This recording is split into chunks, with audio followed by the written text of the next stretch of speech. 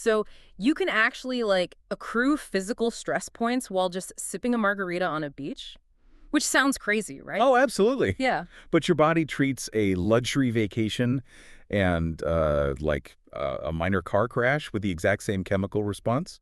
It's wild. It turns out the way we calculate the wear and tear on our minds and bodies is just completely backward. So, welcome to today's deep dive. I've got my stack of notes ready, and since we're tackling section 14.2 of chapter 14 from Psychology 2E, I am officially playing the role of the eager student today. Well, I will gladly take the guest lecturer podium for this one. It's a really fascinating landscape to map out for you. Awesome. Because, our mission here is to uncover what actually causes stress, right? Not just the vague feeling of being overwhelmed. Right. Usually when we talk about a medical diagnosis, there's this expectation of precision.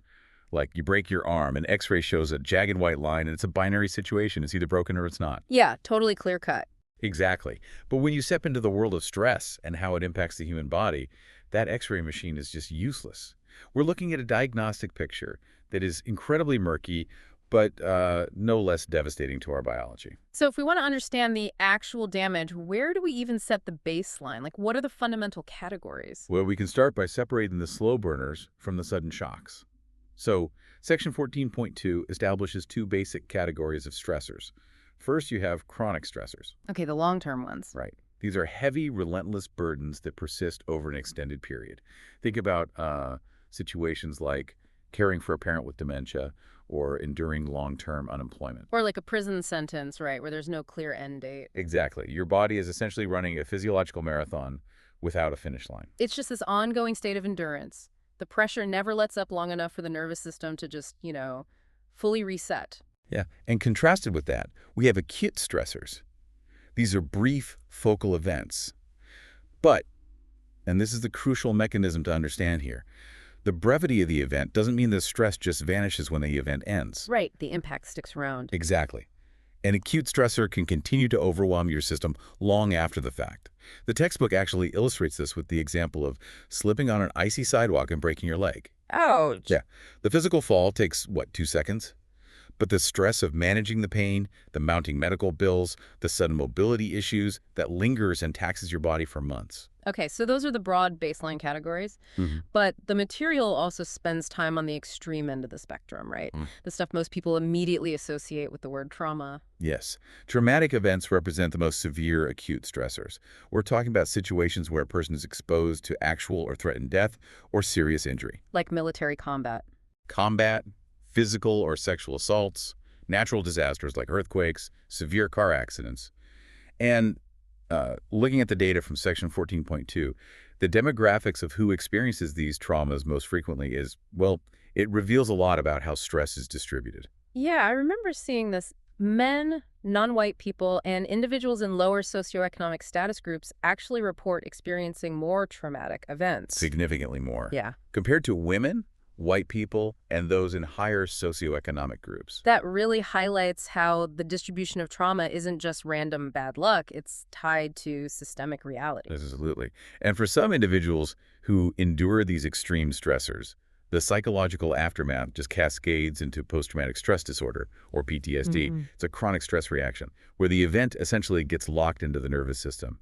The person suffers from intrusive memories, persistent negative emotions, they're super jumpy, and they have this urge to avoid anything reminding them of the trauma. Their brain is basically functioning as if the threat is still right there. Okay, let's unpack this because we've established the extreme, undeniable traumas. But most people listening right now, they aren't navigating extreme trauma every day. They're dealing with standard life events. Which brings us to this really fascinating historical attempt to, quantify stress. Ah, yes. The 1960s attempt to put a mathematical score on life changes. Holmes and Rahe. Right. Thomas Holmes and Richard Rahe. They decided to literally quantify stress with the Social Readjustment Rating Scale, or SRRS. And their core hypothesis was that any significant change in your normal routine is stressful. The really controversial part is that this holds true whether the event is desirable or undesirable. So even the good stuff. Right, eustress, or positive stress.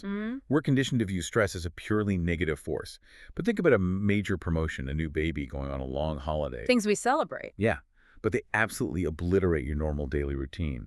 Your brain relies on predictability to conserve energy. When you introduce massive change, your nervous system expends a tremendous amount of energy to readjust to that new normal. Which brings us to the life change units, or LCUs. Looking at the math they came up with is just wild. It's a list of 43 events, right? Yeah, 43 events. The scale goes up to 100. So death of a spouse is at the absolute top with 100 LCUs. Divorce is second at 73. That makes sense. But getting married, supposedly this incredibly happy milestone, is assigned 50 points. Right. And a change in residence is 20. Going on a vacation scores 13 points. Well, because your routine is disrupted. You're sleeping in a strange bed, eating different foods. Your brain is working overtime to map this new territory, producing stress hormones, even while you're just, relaxing by the pool. That is so counterintuitive. And Holmes and Rahe propose these LCUs are cumulative. Racking up a high number of them within a short window, like a year or two, dramatically increases your risk of developing a physical illness. And they actually tested this with the Navy, right? They did, and the predictive power of that study is hard to ignore.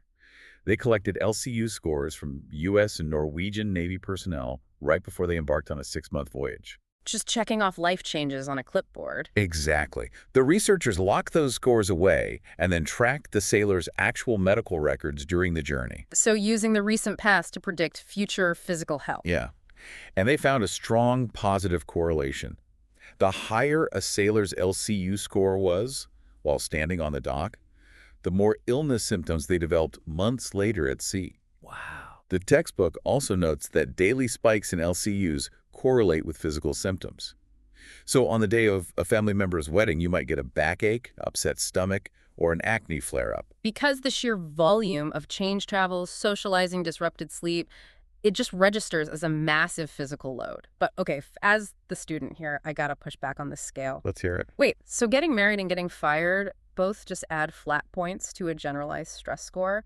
Doesn't the context of the event matter? I mean, getting fired might be the best thing that ever happened to someone who was stuck in a toxic job. You've hit on the exact mechanism that caused the scientific community to eventually challenge the SRS. It laid great groundwork, but it has massive structural flaws. Okay, glad I'm not the only one. Right. First, the items are just too vague. Death of a close friend could mean a roommate you see every day or a childhood friend you haven't spoken to in 30 years. But it's just a flat 37 points for both. Exactly. Second, modern evidence strongly shows that negative events actually are worse for mental health than positive ones. But the biggest criticism, the one you instinctively zeroed in on, is that the scale completely ignores appraisal. Appraisal, meaning how the individual personally perceives the stressor. Yes, appraisal is the master key to stress. Being fired is a catastrophe for one person, but a liberating eustress for another. The SRS assumes a biological one-size-fits-all reaction, but human psychology is highly individualized. Okay, so if major life events, these big neon signs of change, aren't the ultimate measure of our stress because they lack context, what actually fills in the gaps? This is where the textbook pivots, and it's the biggest twist. Major life events aren't the best predictor of our physical health at all. The real culprit is microscopic by comparison. They're called daily hassles. Daily hassles. So we're talking about minor irritations, rush hour traffic, losing your keys, obnoxious coworkers, bad weather. The stuff we usually just dismiss as part of life. Right. I was actually thinking about an analogy for this. It reminds me of a house's plumbing system. Oh, I like this. Go on. A major life event, like a divorce or an injury, is a burst pipe. It's explosive, it's visible, it gets all your attention immediately. You call the plumber. But daily hassles are like a slow hidden drip behind the drywall. Yes. You don't even notice it day to day, but over months and years, that slow drip rots the entire foundation of the house without you ever seeing the damage happen. That analogy maps perfectly onto the physiological reality. Right. What's fascinating here is that the frequency of those daily hassles, that slow drip, is actually a better predictor of both physical and psychological health than those major life change units. The idea that losing your keys regularly is a better predictor of your health than a huge life milestone is just staggering. There was a famous study of San Francisco residents that proved exactly that. The frequency of daily hassles was much more strongly associated with physical health problems than major life events, because the nervous system never gets the signal to fully stand down. It just takes this massive toll on your immune system. And we have to factor in the modern era here, right? Cyber hassles. No, cyber hassles on social media are a rapidly evolving area of research. One study found they directly cause a loss of sleep, especially in adolescents. Because they log off, but they're just lying in bed ruminating. Right. Ruminating about a nasty comment triggers a real physiological response. Heart rate stays elevated, stress hormones circulate, and getting restorative sleep becomes biologically impossible. It's that slow drip behind the drywall every single night. So where do we encounter these daily hassles the most? If they're driving our long-term health problems, we need to know the main battlegrounds. The research points heavily into two primary environments: our jobs and our closest relationships. Let's look at occupational stress first. Section 14.2 breaks down a specific mechanism called job strain. Okay, jerk strain. It's not just working hard, it's a specific toxic combination. Excessive job demands and workload, mixed with very little discretion or control over the job. So, like, you carry all the responsibility but have zero authority. Exactly. It frequently affects factory workers, postal clerks, supermarket cashiers. They're under immense pressure to perform quickly, but they can't even dictate when they take a 5-minute break. And the physical stakes of that are terrifying. The textbook mentions a longitudinal study of over 10,000 British civil servants. Yes, the cardiovascular consequences. They found that workers under 50 with high job strain were 68% more likely to later develop heart disease. It's incredible. 68%. That's not a minor fluctuation. That's a massive, life-threatening consequence directly manufactured by a workplace. And when that toxic environment persists, the psychological fallout is job burnout. It's really common in human services, social workers, nurses, and often peaks in older workers, 55 to 64. And burnout has 3 dimensions, right? Yes, the cascade begins with exhaustion. Your emotional resources are completely drained. I imagine once you hit that wall, your brain almost forces you to stop caring just to survive. That is the exact mechanism. It's the second dimension. Depersonalization. You develop an emotional detachment, a callousness toward the people you're supposed to serve, just to protect your own depleted reserves. And once you stop caring about the people, the work loses its meaning. Which is the third dimension. Diminished personal accomplishment. You feel like you failed to make any meaningful difference. The textbook actually provides a story to bring this to life, the Tyre example. Ah, yes. Tyre, the nursing assistant. Tyre worked in a nursing home, long hours, low pay. But the real catalyst was the total lack of control. The boss was domineering, demanded last-minute weekend work, and gave Tyre zero autonomy. So Tyre had the acute stress of schedule changes layered right on top of the daily hassles. Exactly. And you can trace the burnout cascade perfectly. Tyre feels the exhaustion, then the depersonalization kicks in, developing a hostile attitude toward the residents. Finally, feeling diminished personal accomplishment, Tyre starts missing work and eventually just quits to work in sales. A total loss of talent, driven entirely by an unmanaged, high-strain environment. But jobs aren't the only battleground. The final major stressor we need to cover is close relationships. The people we love. Yep. Supposed to be our safe harbor, but when things go bad, they become the ultimate hidden drip. Right. Chronic disagreements, lack of emotional support, lack of reciprocity where you pour energy into a partner and get nothing back. It doesn't just hurt your feelings, it literally hurts your body. There was another British civil servant study about this too. Yes. They found that individuals reporting the highest levels of negative interactions in close relationships were 34% more likely to experience serious heart problems over a 13 to 15-year period. A 34% increase just from being in an unsupportive relationship. Wow. Because a stressful argument with a spouse isn't trauma on a medical chart, it's a daily hassle.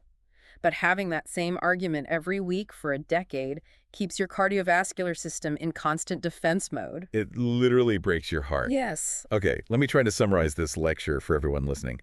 Stress isn't just about extreme trauma or massive life disruptions. Often, it's the eustress of a vacation. It's the hidden danger of cyber hassles keeping us up at night. It's the soul-crushing exhaustion of having high demands but no control at work. Right. And it's the physical damage caused by toxic relationships. You've captured it perfectly. But before we wrap up, I want to leave you with one final provocative thought to mull over. Oh, let's hear it. We talked about how Holmes and Roshi's SRS scale was flawed because it completely ignored our personal appraisal of an event, right? Right. Our perception dictates Yeah. our stress. Right. So, if appraisal is the master key, could we technically learn to reappraise our daily hassles? If getting stuck in traffic or dealing with an obnoxious coworker is actively reframed in our minds, Could we literally protect our physical hearts from that 68% increase in disease risk? Wait, wow. Reappraising the mundane annoyances to actually save our cardiovascular health? That's a staggering thought to end on. It's all about how you frame the drip behind the drywall. Well, thank you for the incredible lecture today, and thank you, the listener, for joining us on this deep dive. As you go through your week, try to notice your own daily hassles and pay attention to how you're appraising them. We'll catch you next time.